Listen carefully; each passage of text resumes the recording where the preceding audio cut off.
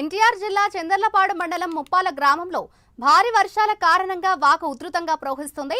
ఓ యువకుడు ద్విచక్ర వాహనంతో వాగు దాటే ప్రయత్నంలో వరద ఉధృతికి ద్విచక్ర వాహనంతో సహా వాగులో కొట్టుకుపోయాడు.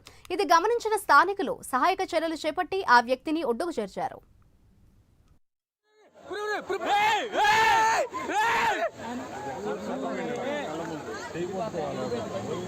మళ్ళీ లారీ అమ్మటే వాదండు తోచింది